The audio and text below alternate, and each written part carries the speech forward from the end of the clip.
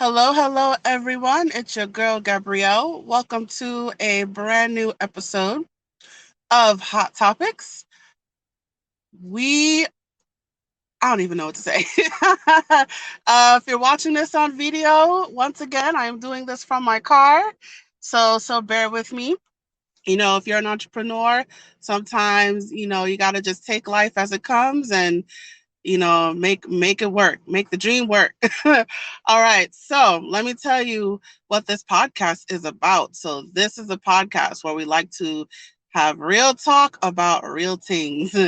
We like to focus on certain areas. We like to focus on education, empowerment, self-care, entrepreneurship, employment. We tend to focus on those topics, and today is no different. So I am looking forward to this episode because I have a returning guest. And let me tell you who my returning guest is. Let me just look for her banner. All right, so my returning guest is Sandra Jeffrey. She's been with me for the past couple of episodes, so I encourage you to check out those episodes. She was with me on Talking with Tutors Part 7, and she was with me on Study Abroad Part 2. So I encourage you to check out those previous episodes. But today, we are going to talk about challenging Black stereotypes in the US and abroad. So we're continuing our conversation about um, representation abroad, international representation. And today we are going to have this discussion about Black stereotypes in the United States as well as in other countries. So I'm looking forward to this discussion and I'm curious to see where this will go. And let me just remind you about Sandra Jeffrey. So she is an international education advocate, and her mission is to encourage people, especially people of color, to step out of their comfort zone. All right, so without further ado, I'm just going to go ahead and bring her to the stage. Hi, Hi, how you doing today? I'm good. How are you? Good, good, good. All right, so thank you for coming back to Hot Topics. I'm happy to You be know, back. you're coming back to the hot seat, uh, so I guess you're comfortable with the hot seat. So we're gonna talk about Black stereotypes in the U.S. and abroad. So I wanted to hear your take on that topic. Well, as someone who started studying abroad, for example, since the early 90s, the perception of me as a Black woman traveling overseas and specifically to China was uncommon, surprising, unsupported, and just just something I shouldn't do. I had gotten responses from neighbors and people I know who said, one, don't go abroad. There's no reason for me to go abroad. There's no Black people abroad, and I need to stay home. There's no reason for me to go abroad.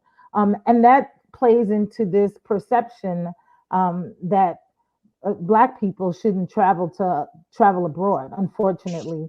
And it depends on your circle, but at that time, that was my circle of people. And I met people of different backgrounds. Some people were supportive, but there were a lot of people who didn't remember what country I went to or questioned why I would even go abroad if I live here in the United States. So that was the initial issue in terms of stereotyping, in terms of what we should do and stepping out of that comfort zone, and the perception that we should not travel abroad because that's just not what we do.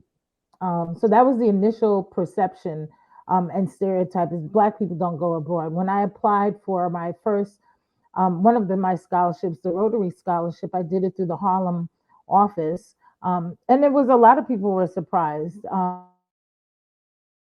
Rotary was very supportive of me traveling abroad because that was part of changing those stereotypes of African Americans and people of color not going abroad. So, in an attempt to change and modify those stereotypes, I was encouraged by some people, especially on the board of Rotary, to travel abroad. And when I got to China, that gave me a whole cultural shock, because there was this perception of black people, black women, in China, because they had never seen, a lot of them had never seen a black person, in person before. So, they just were in awe of me many, many times. People would run from me sometimes, and my understanding and my grace about it is that it was just not experiencing it. When you haven't experienced something different from your own, you stare. And it's not in a. I'm not trying to sugarcoat it and make it beautiful, because it wasn't. But I also understand, if you've never seen someone look completely different from what you look like, you're going to stare. I can understand that, but then also once I get into a conversation with them, then they realize, oh, you're just like me. You eat, put on your pants one leg at a time. So we have more similarities. So once you get past that perception, that ignorance, right, that lack of knowledge about another person's, or that perception of a race, once people get past that, then the stereotype goes away and you see commonalities between people. Absolutely, absolutely. And I think that um I guess when I went abroad, because I mentioned before that I went to Italy, Hmm. it's kind of funny because um it didn't occur to me to think about um myself as a black person, I Mm. guess, because not that I thought that I was white, but like I thought I was, I don't know how to describe it. I guess the thought in my head was, you're black anywhere you go. So I guess that kind of counters what I just said earlier. But like it's, you're black anywhere you go in the world. And but when I went to Italy, it was like it's interesting to see like the black struggle, quote unquote, is different in every country. Um so like when I went to Italy, it was like the people were from uh, the black people were from Africa. They were Right, African immigrants, and so when right, people approached me or they looked at me, they're like, are you from Africa? I'm like, no, I'm American, and they're like, what? so, right, right. so did you get that? Because you've talked about it before in our previous episodes about. I was saying it's more like positive racism or positive stereotypes, or people would be curious about you, right? Yeah, Um, curiosity is a not it's all of that, right? But it's also, as the recipient of it, it becomes frustrating sometimes. Sometimes everybody has good and bad days, but after a while, when you're constantly getting this level of, what are you? Or, you're not American, or saying the N word, not really, but kind of, because you can get away with it because of how Chinese, because of how you say things in Chinese. mhm. After a while that gets annoying, because you're a human being and you actually have feelings, right? So it's positive. I don't want to say positive racism, because that's not something I would say. I just say there's a level of ignorance that you can handle or deal with, because you're educating, right? Your role is, because I always thought my role is to educate at that level. So I don't Yeah. have a problem with that. But also, I need to take myself out of that situation when it becomes overwhelming, because when you're getting people running at you and saying, "Oh, what are you, and what are you?" It becomes overwhelming, because you're still a human being. Or someone just calling you, "Hey, black person," "Hey, black person," like that becomes a little too much, because you're a human being. Right. And I understand that it's like it just makes you think about how black people are perceived Yeah. in other countries, and it's sort Right. of, so I'm wondering, is that due to um I mean, is there such thing as there's not a lot of black people in other countries? So I feel like in America, um I just feel like, oh, it's common to see a black person, like you don't really think about it. But then when you go to like China or Italy, or maybe it may not be so bad in the UK, but in terms of like let me rephrase my wording. But when you go to like like China or Italy, is there such thing as there's not a lot of black people? Well, there's a couple of things, right? One, it's the media, right? Perception is coming from television and newspapers and the media. And so everybody's getting the newspapers, right? So they only see a certain image of what the media puts out. So in movies, for example, I remember being at a friend's dormitory and, we were watching a movie and it was of Africa, somewhere in Africa. And my friend that I was with, she was Nigerian. She said, "That's not what Africa looks. That's not what my home looks like." And it was just people living in trees and this whole Tarzan look of Yeah. Africa. That she said that can't be Africa because that's not what my home looks like, right? But because this is television, right, and they're giving off this image of black people, right, because we're not in control of that media, right, and so because we're not in control of that that the what's given out about us, this is what people are seeing. And so that's where a lot of the perception is. I feel like every country I go to, there's always black people. I'm never um nervous or reluctant to travel somewhere to say, oh, there's not going to be any black people there. I've met people, students who are studying in Russia at the time, a long time ago, or studying when I went to Spain. I saw people study, there's a community of we're all over the place. Finding them is, one challenge. But I also know not everybody is living in the city. A lot of people from the rural areas don't get that opportunity to go to the bigger cities. So they are the ones that, are usually shocked and surprised when they see a person of color because we come in so many different hues. They're a little Yeah. confused because they're not accustomed to that because their hue is one color, I guess, or one hue. So they don't have that multi level of complexions and hair textures and looks that we have. And so a lot of times they're surprised. They never believe, as you mentioned earlier, that I'm American. I'm black. Black people only come from Africa, but that's not true. Our descendants, our ancestors, are from Africa. But then obviously there was a slave trade, the Middle Passage, so we were dropped off, right? And so because my family's from the Caribbean, so sometimes I'll say I'm from the Caribbean, and then sometimes I'm saying I'm from America, so that they're aware that black people are in the Caribbean and they're in America, not only Africa. So I think a lot of things play in as part of that conversation so that people are aware that there are black people everywhere, but do we need more black people to travel? Absolutely. Because what happens is once more black people travel abroad, when a lot more people get to engage with them, it's good for both sides, right? It's for the person of color for to broaden their perspective of the world, and for the local person to meet a person from another country and realize, oh wow, there's so much more than my own country or my community. There's a big world out there. So it benefits each side in a positive way. Right. And it also it it does expose other people to different races, right? Yes, Because when you're so used to seeing one skin color, one set of ethnic features, right, right, and then all of a sudden there's this curveball, and right, here comes this person that's completely different from you. You're like, what? And they're looked at like an alien, yeah, right? Or even like depending on like the media.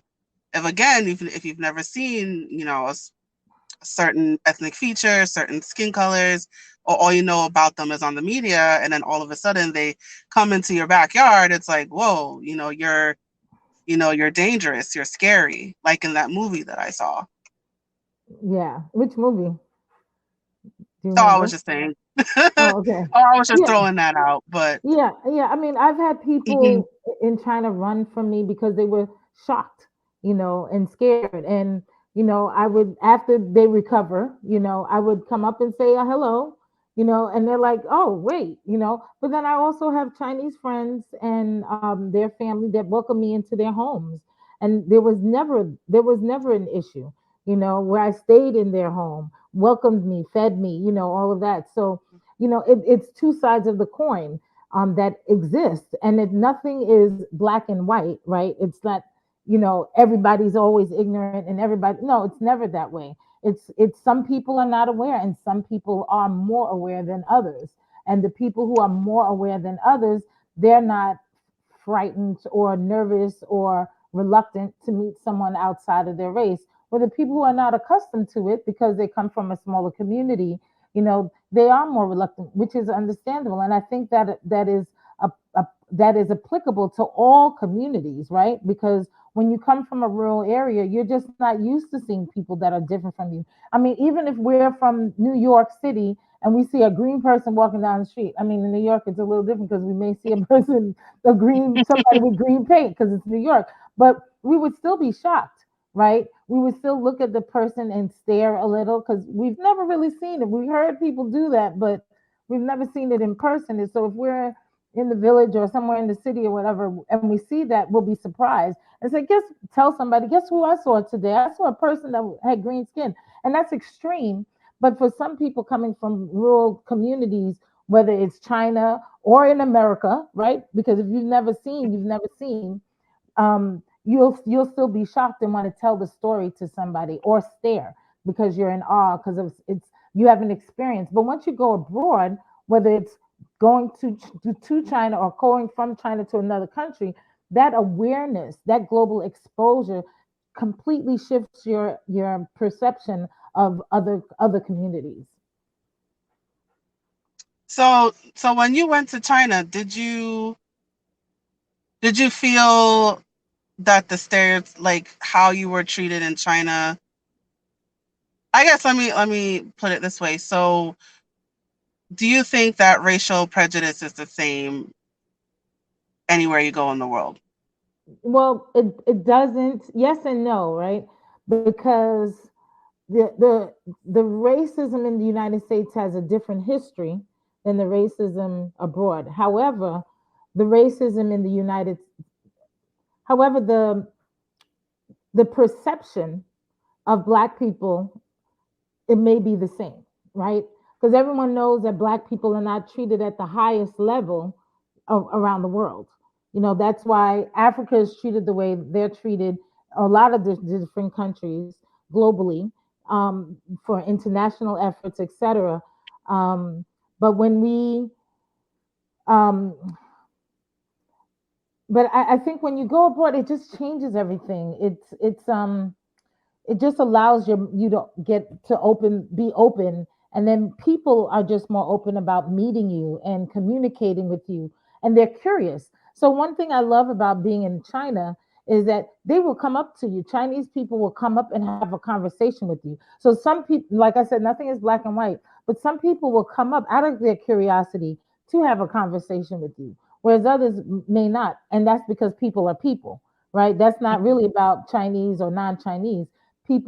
Some people are curious more than others. Some people start speaking in English and Chinese. It depends, but that curiosity is there so that they can engage with you, so that they can get to know who you are. I hope I answered the question, or maybe not. Mm, And if I yeah, didn't, just ask me again and I'll answer it. well, I guess because the thinking that I had, and something just came to me too. Like, so, when I went to Rome, and there were these speakers that came in, and they were all white. Someone, a fellow student asked, how, I guess, like, I don't remember what he said exactly, but it was to the effect of, like, how are Black people treated here in Italy? And um and I guess, like, I never, because I don't know, I guess I just had this idea of, like, are there Black people here? So I guess, like, I had that thought in my head, like, are there Black people here? But yeah, but then the speaker responded, like, yeah, there's Black people here, and there's interracial marriages, and so it's pretty common. But I guess the fact that the classmate had to ask that question Right. made you think that, oh, like, it's how Black people are treated in America is different than in other countries, and there's this idea of, like, there's there's not enough Black people abroad in other countries. Yeah, I think in China, uh, I it's not always positive, I should say, and sometimes it is positive, right? So there are some times when you're in China, because you have this great experience with your Chinese classmates and your Chinese friends. You have this great experience with them, engaging with them, and you're like excited and happy. And then the next day, somebody's ignoring you, or you're applying for a job, or you go to a job interview and they tell you, oh, you're not qualified for something, and you're like, I have a graduate degree and I can't teach English, something like that. And you're allowing they only want English speakers to teach English, but they're allowing somebody else from a different country where English is not their first language to teach English, and that's because that person is Caucasian. So you have days like that as well. Just like here in the United States, we experience, might be a different level of racism or biases in the United States, but that still exists. So not like I said, it's not black and white at all. There are good days and there are bad days, just like it is here in the US. But there Right. should be more black people studying abroad and traveling, period. And I think there is an increase, a tremendous increase of African Americans in particular who are traveling abroad, because there are these, different groups that didn't exist back when I started traveling abroad, blacks abroad, or just different groups I noticed on Facebook of people, blacks in this country, blacks in Thailand, blacks in Taiwan, which I find extremely, like, it's just a beautiful thing to witness that there are these support groups. And there's a network, right? You need to have a network so that people get to meet, more African Americans that are studying abroad or living abroad now, because that's also increased tremendously of African Americans living in a foreign country that's not, an African country per se, but is in Asia or Europe. And I think that's a great thing. So I mean, you bring up an interesting point with because of social media, people are finding each other, Yes. right? So, um, you would so there's a sense of, I guess, belonging, and a sense of, you're not alone. Let's meet up. And I think because, I mean, yeah, there's there's the pros and cons of social media, but one of the pros is, again, people are able to find each other. People Yeah. are able um to meet up with each other. So there's a sense of, like, you're not alone, even in this other country. And even the fact that there has to be a Facebook group for, blacks in Taiwan, like you said, blacks in China, like the the necessity of a Facebook group shows that there's something there in terms of, pe- knowing that people are not alone in these countries. Yeah. I mean, when I was there, I didn't have there were no groups like that because there was no Facebook. And so I would just see a random black person on the street and start talking to them. Regardless of whatever country I was in, I would just have a conversation with them, and that's how I would connect. If I was on the campus, most of the African students I connected with, they were studying, getting their master's or medical degree, et cetera, there. So I would say, "Oh, where did you get your hair braided?" To the black women. Or do you know? Or if I met a African man, I said, "Do you know any African women here who are getting their hair braided?" Some type of icebreaker, right, to start a conversation. Or I say, "Just what time is it?" Or just say hello. You know, because or I met somebody on the bus, or somebody one time ran up to me because she had been in Taiwan for months and she hadn't seen a black person, and she's like, "You're the first black person that I've seen in like 6 months," and that was exciting. So that's how traditionally, or at least I did back in the day. That's how I connected and met people. Or somebody would tell me, "Oh, there's a black person, or there's a black family that work for this company, and they're looking for young people to hang out with, or connect with." And so we were able to find each other. I don't think that's ever been the case.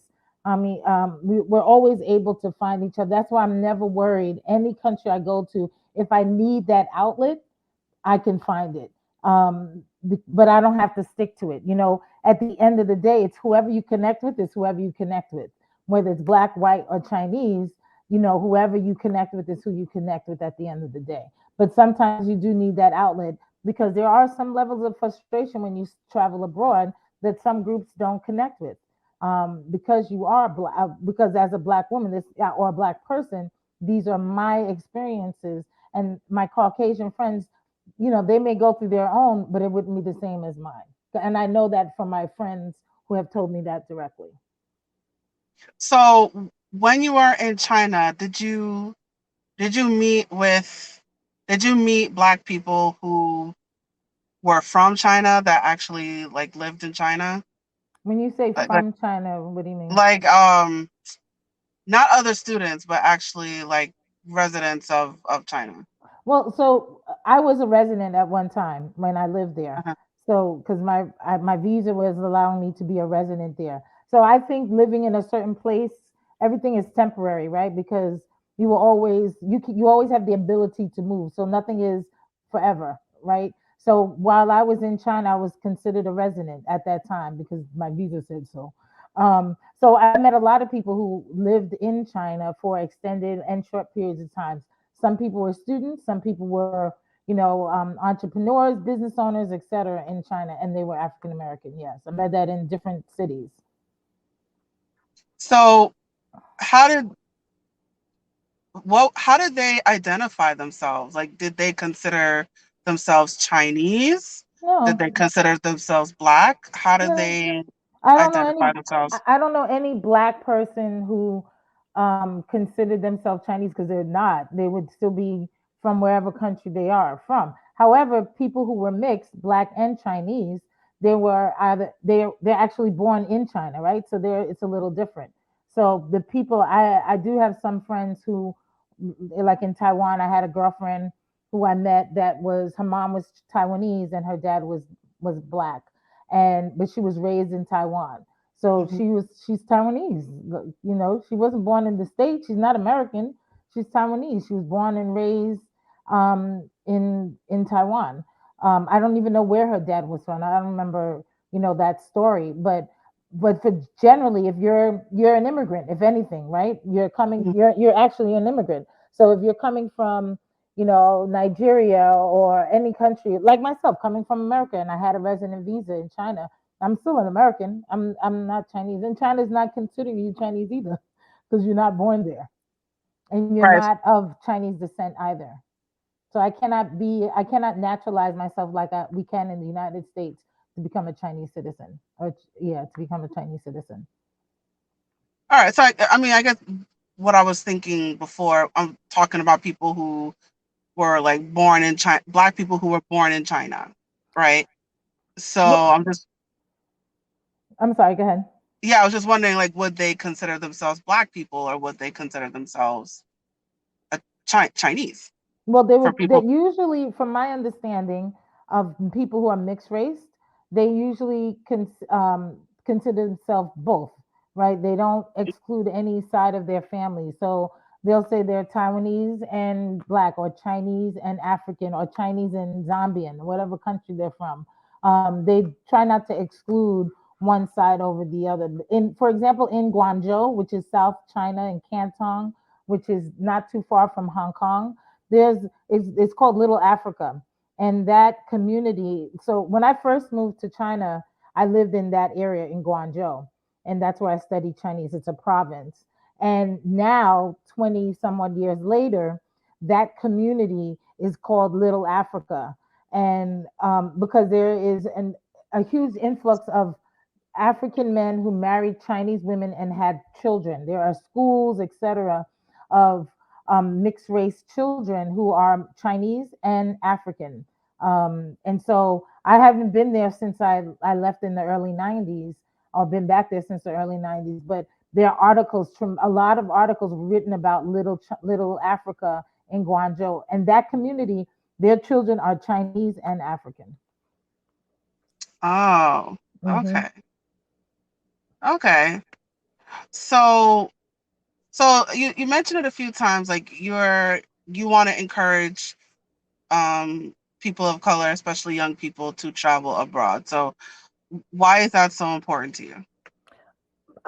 For me, I because of what it did for my personality or my just from as a young woman growing up, I was very insecure as a young woman, and when I went abroad, it just blossomed me. I was empowered. I felt strong. I felt I could do anything because out of my community, I was the only one who decided to take this chance, take this risk, and go to China, not Africa, not the Caribbean, but to China. And I made it. I lived it. I did it. And because of that, I wanted everybody to have that same feeling that I got. And it did that for me. And I encourage more students to do it. And once I encourage more students to do it and friends to do it, when they came back or while we're abroad, I can see the flip, the change in their perception of themselves and what they can do, just by traveling to another country. It's empowering. And because of that empowerment, I want more people to do it. Because I want everybody to have this feeling, this great feeling that I have. I want to share. I want everybody to feel this great about themselves, about trying things. You try new things. The type of person that's willing to try almost anything. Why? Because food. You know, for example, I've never heard of chicken and just for an example, chicken and peanuts. We in the Caribbean we don't make food chicken and peanuts together. That's not a traditional Caribbean dish, right? But in China it is. But you know what? For me, the way I rationalize it, I know what chicken tastes like. I know what peanuts taste like. I wonder what it tastes like together. Okay, I'll try it.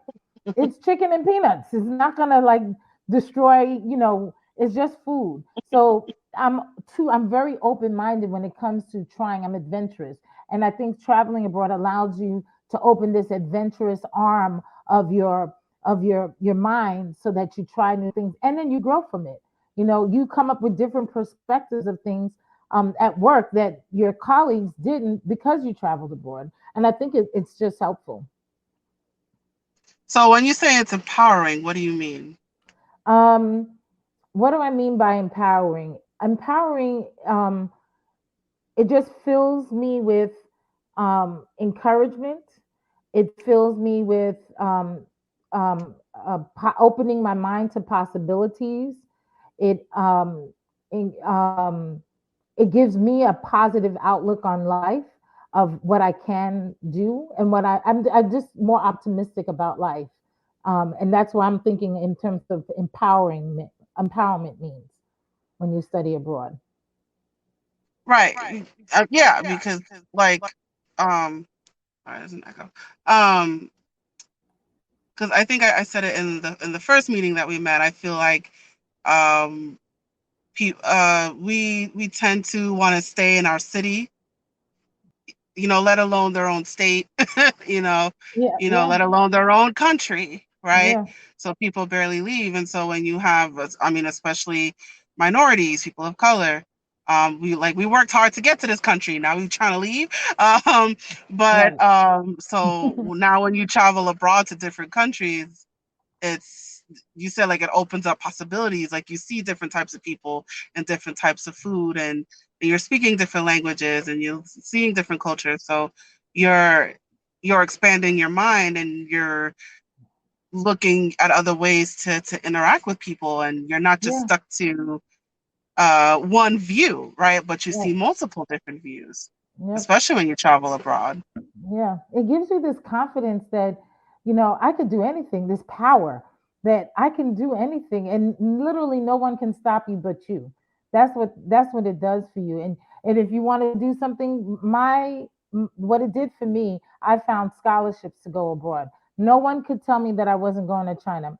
I know some of my friends weren't, they didn't know why I was interested in this whole China thing, but they couldn't tell me no. And even if they did say no, I was like, okay, I went, found my money on my own, right? It empowered me. It gave me the confidence to look for money on my own, programs, scholarships, the plane ticket, etc., to do it because I wanted to do it. And that's what, it just fills you with this sense of authority over yourself to do things that you want to because it's Yeah. interesting. So would you ever If you had to choose between living in America and living in China, which would you pick? I think it depends on what stage of your life you're in, right? Well, and everyone is different. I'm some people, they wanted to stay, have their family, get married, have their family early in life, and now they're traveling, right? I did the reverse. I did it early as a youngster, and now I'm staying in the States for now. But that could change tomorrow because I think everything is temporary. You could live in one place for 15 years and then decide, okay, I want to travel for 5 years. And then for 5 years, you travel and then you stop. And then for another 10 years, you stay in another local place. So I can't really give you a definite answer and say, I would rather live in live abroad than live in the United States. It depends on, you know, what's going on in my life at that time. Right now, I'm in the US, but if I get an opportunity to go abroad, maybe I don't know. It depends on the opportunity and the circumstances of my life in the US. Hmm. So depending on, what's going on in your life. Yeah, yeah. I'm open to travel again to more, to live in a different country. I lived in Asia for a very long time. So maybe this time I'll be interested in South America or Europe, or maybe go back to Asia. I think sky's the limit. I'm really not limited at all, um, to go anywhere because it's there. The world is to be traveled to and to learn. Okay. So, I mean, going back to an earlier point, so what do you understand about the living conditions of China, particularly for Black people, like getting housing, getting jobs, things like that? Well, a lot of that depends on what you're looking for. So some people, if their company sends them over, they're obviously in a good position. If you go over, if I initially went over in a program as studying Chinese at my school, and then after my program was completed, I decided to stay, and I found an apartment with a classmate, and we just looked for a local Chinese apartment there. And you can get a Western style or Chinese style or in the middle. So it depends on what you can afford. I got something in the middle, and I got an apartment with my Chinese friend in a Chinese building. I mean, all the buildings are Chinese, but it was just an average Chinese apartment. It was just an apartment. And then later on, when I started working for our organization, um, I got an upgrade. I upgraded to a two-bedroom flat. So it all depends on your circumstances. But sometimes I got it on my own. Sometimes there's listings in the newspaper. There was sometimes you do it through your friends, of course, if you know anybody that's looking for a roommate or looking to leave their apartment. The thing about China is transient, right? People are always leaving because they're in a program or they're working and their program or their job is over or they're ready to go back home. So you put the word out that you're looking for an apartment, and somebody will say, "Oh, my friend is leaving," or "My friend's apartment is available." You could go online. The Beijinger is one of the newspapers that you go online to the website, and people list their apartments. Or you just look for a real estate agent like they do, in the U.S. And someone says, "Oh, they have an apartment to rent." So it's typical like how they are here. So there's no housing for foreigners and housing for locals. You could just find an apartment wherever whatever you're interested in or can afford. And what about employment, Um, jobs, businesses? so sometimes that's challenging depending on your industry. There's a lot of English is a lot of foreigners are teaching English in China. Sometimes that's challenging depending on the school, the program. I didn't really teach Chinese, I mean English, in China. I didn't go to China to teach English, so with I'm not very familiar with the process of the school that the teaching school. There's a lot of schools in China where you can teach English, and so there are a lot of them bring them from the states. You can get a contract from the U.S. and teach China, and they find housing for you.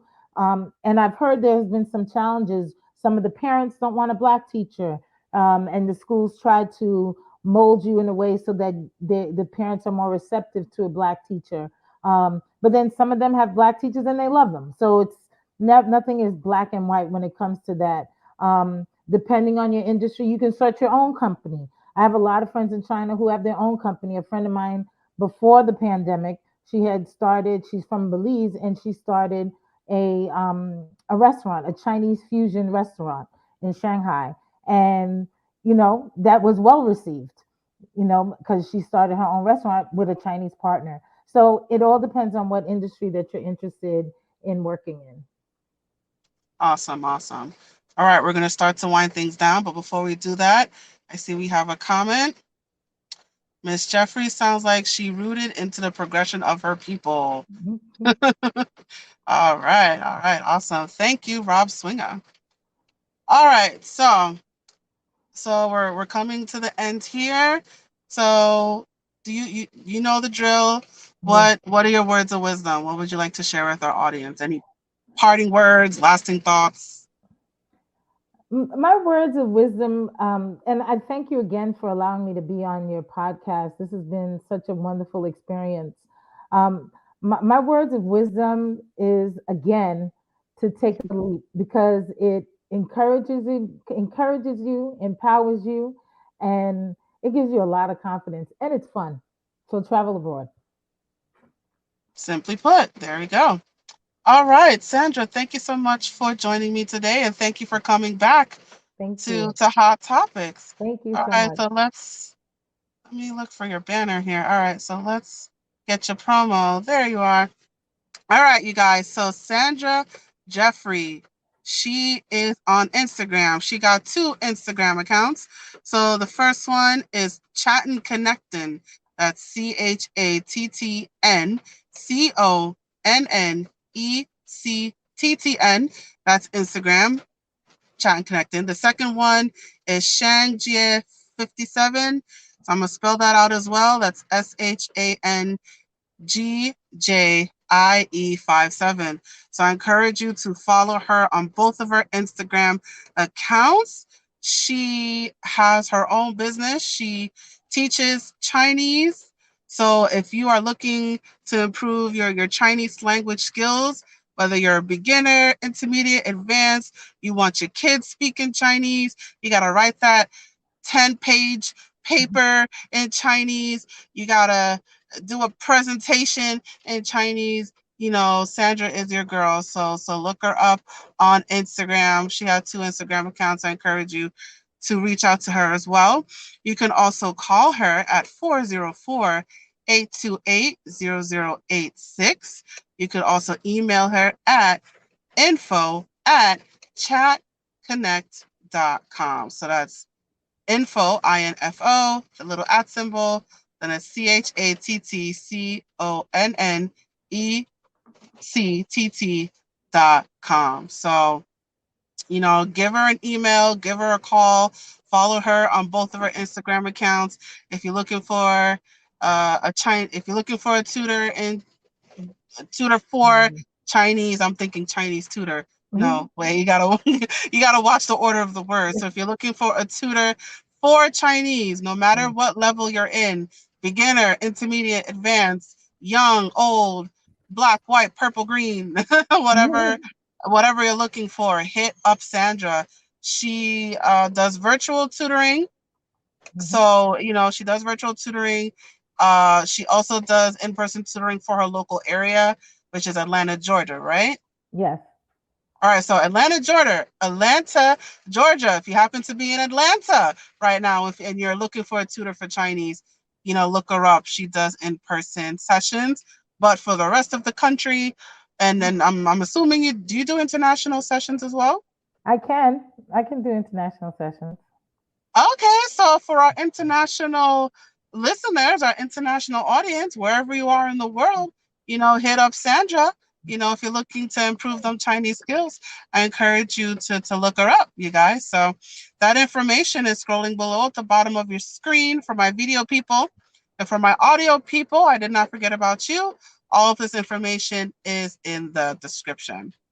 All right, Sandra, is there anything else you want to share about your business or anything you want I to promote? I have a promo I think you're going to play, and I also sell T-shirts that says Chinese language, Chinese words. It's in English and Chinese phonetics, and also Chinese characters. It's fun looking, shirts so you can prove, show that you speak a little bit of Chinese. Cute Chinese phrases. And where can people get those T-shirts? Also on my Instagram page, chatting and connecting. All right, so you're looking for a T-shirt. You need some clothes. Hey, it's the holiday season. I mean, depending on when you're watching this, but Mhm. so you need a birthday present, you need a Christmas present, you need a Hanukkah present, you need a Kwanzaa present, whatever holiday you need a present, get them T-shirts. It's a great gift, right? It's a great gift to give to somebody. Go to her Instagram page. Which one? The Chat and Connecting one? Yes, chatting and connecting. All right, so go to Chat and Connecting. Go to that Instagram page. Get them T-shirts, you guys. All right.